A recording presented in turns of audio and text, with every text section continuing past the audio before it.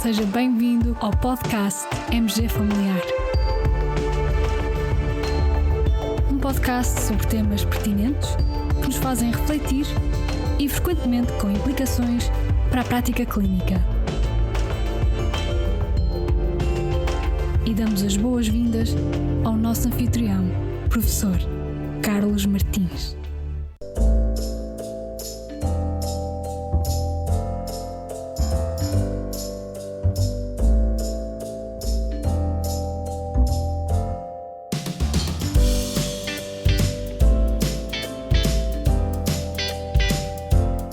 Será que o uso de corticoides orais durante a gravidez aumenta o risco de diabetes gestacional?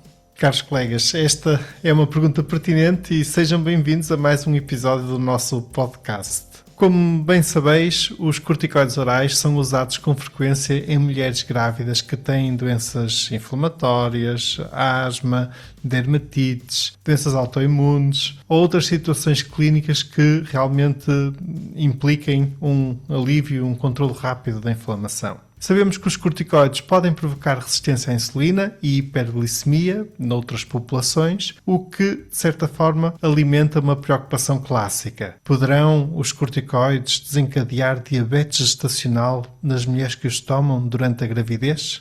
Até agora, a evidência era escassa, fragmentada e, digamos, dividida em estudos pequenos. Este novo trabalho, publicado muito recentemente, no passado dia 1 de dezembro, na JAMA Internal Medicine, vem finalmente trazer dados sólidos numa escala considerável, com mais de 1 milhão de gravidezes. Trata-se de um estudo coorte de âmbito nacional de um país, no fundo usa uma base de dados populacional da Coreia do Sul, com dados entre 2010 e 2021.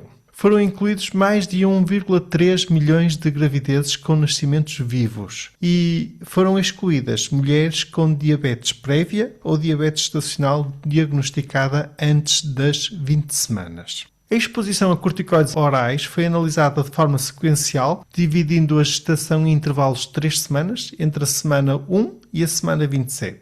Em cada intervalo, os autores compararam grávidas que iniciaram corticoide com grávidas que não iniciaram. Os autores foram muito cuidadosos na análise estatística. Foi usado um propensity score com overlap weighting para equilibrar os grupos em dezenas de variáveis clínicas relevantes, incluindo obesidade, comorbilidades, medicação, história pessoal e familiar, hábitos e estilo de vida e padrões de utilização de cuidados de saúde. O outcome principal foi a diabetes gestacional diagnosticada entre as 20 semanas e o parto, usando um algoritmo validado baseado em códigos da ICD, da Classificação Internacional de Doenças. Foram feitas análises secundárias por idade, indicação, tipo de corticoide, dose equivalente de prednisolona, duração da exposição e trimestres.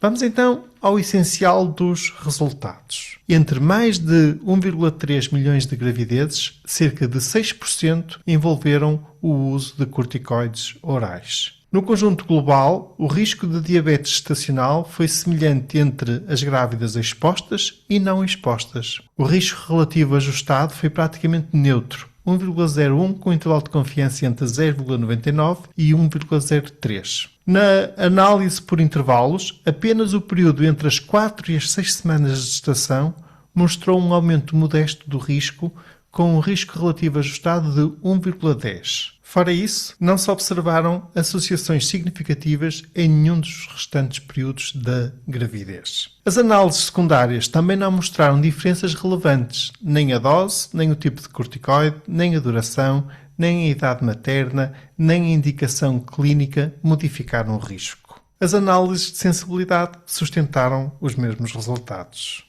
Este é um estudo muito robusto em dimensão, amplitude e qualidade metodológica. Os pontos fortes deste estudo incluem o número, digamos, monumental de gravidezes incluídas, os dados detalhados sobre comorbilidades e hábitos de vida, o controle estatístico muito cuidadoso com o propensity score, a avaliação granular da exposição ao longo da gestação, as múltiplas análises de sensibilidade para confirmar a estabilidade dos resultados e evitar variáveis de confundimento. Do lado das limitações, digamos, pontos um bocadinho mais frágeis do estudo, há que referir que o estudo não incluiu dados laboratoriais da glicemia, apenas o diagnóstico baseado nos códigos da ICD, portanto há aqui esse aspecto a considerar. Não é possível garantir que todas as prescrições de corticoide oral tenham correspondido a uma toma real desse tipo de fármaco, portanto só foram avaliados os dados ao nível da prescrição do medicamento. O estudo inclui apenas gravidezes com nascimentos vivos, podendo introduzir também aqui algum viés se a exposição influenciar, por exemplo, perdas gestacionais.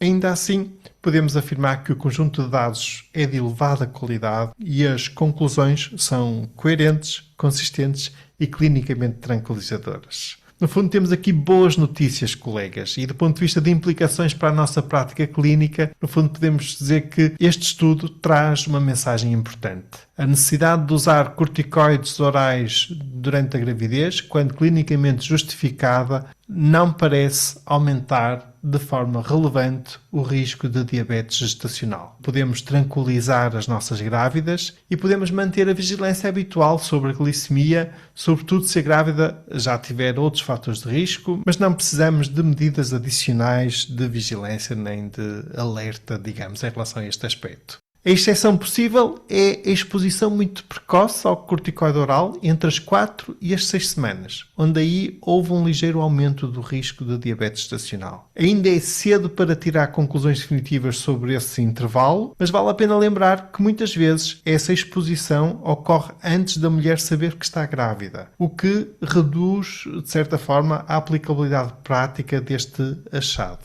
No conjunto, a mensagem é esta. Se uma grávida precisa de corticoides orais, por indicação clínica válida, os dados atuais sugerem que podemos avançar com segurança sem aumentar de forma significativa o risco de diabetes gestacional. Caros colegas, obrigado por nos ouvirem. Se acharam interessante, partilhem com os vossos colegas e amigos e deixem-nos também um comentário nas caixas de comentário da vossa plataforma de podcast em que nos costumam ouvir. E muito obrigado, fiquem bem, continuem bem, até ao próximo episódio.